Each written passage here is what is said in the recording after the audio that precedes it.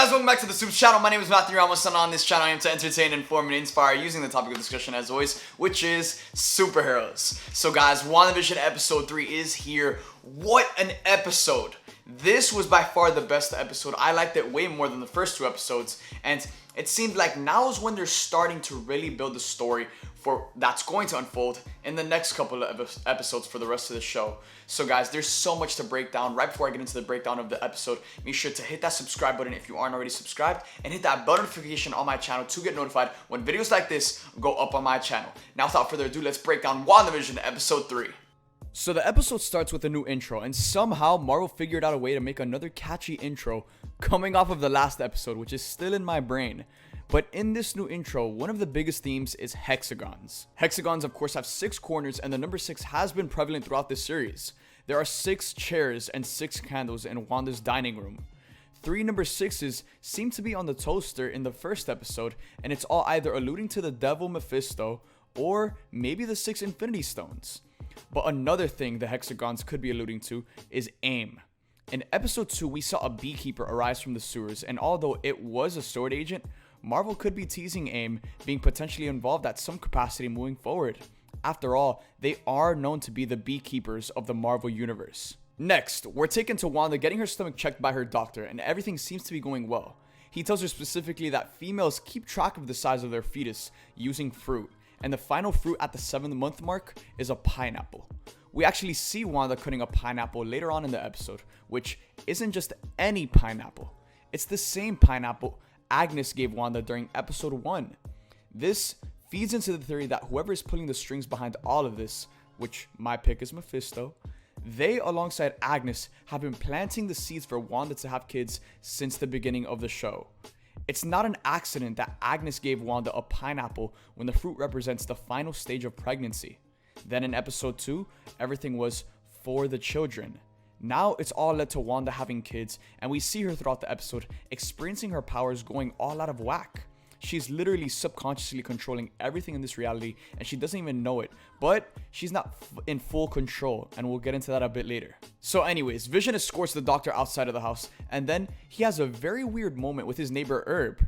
Herb is drilling into Vision's fence, and he clearly has no control over his actions. Vision takes notice of this, and a little bit further into the episode, Vision brings it up. He brings up the dinner with Mr. and Mrs. Hart in episode 1, as well as this weird interaction he just had with Herb. And as he's doing so, Vision actually looks directly into the camera.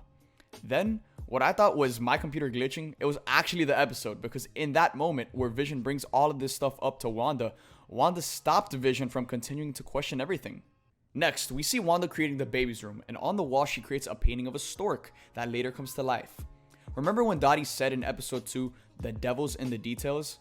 I definitely thought about that line when I saw this. The painting represents the stork caring for the baby, and because someone has been manipulating Wanda to have babies, now that the babies are actually here, this is where the show really begins.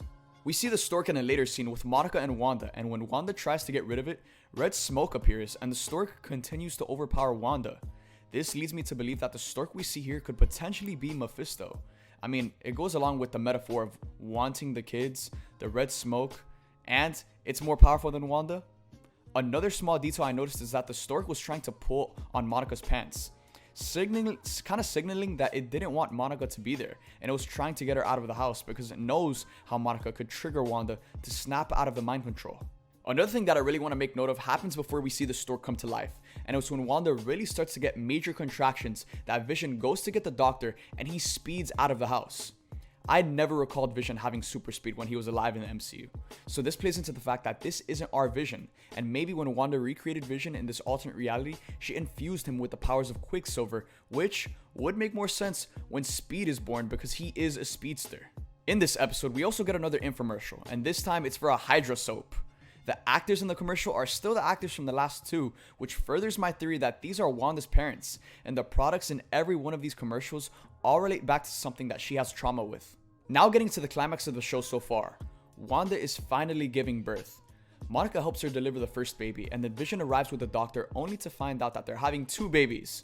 Once both babies are delivered, Vision escorts the doctor out of the house, and we get another spaz moment, where the doctor is talking about his cancelled vacation and says the words, "Small towns, you know, so hard to escape." And I gotta give props to the actor because he perfectly conveyed the feeling that he is just helplessly being mind controlled to some capacity as well. Now, as Vision heads back inside, he catches Agnes and Herb whispering to each other.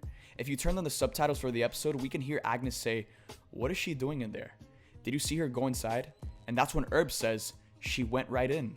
Agnes then says, "Her tummy was... Did Geraldine..." That's fine. These pieces of audio aren't necessarily important. They're just Agnes and Herb talking about Geraldine and Wanda. But Vision finds it suspicious, so he goes over to confront them. It's here that we get another reference to the Ralph character, as Agnes says, "Ralph looks better in the dark, so I'm not complaining." This could mean so many different things, but more importantly, it's just another bit of emphasis and certainty that Ralph will be a major character reveal later on in the show. This is where Vision heads back inside until he's stopped by Agnes. It's almost like she wants to keep him from going inside to intervene between Wanda and Monica because she knows what's about to happen. This is where both Agnes and Herb attempt to convince Vision that Monica is a threat as an outsider and they don't know anything about her. Herb isn't about to reveal something big as he's talking about Monica, saying the line, "She came here because we're all..." And then boom, he's stopped by Agnes as she doesn't want Vision to know what's really going on.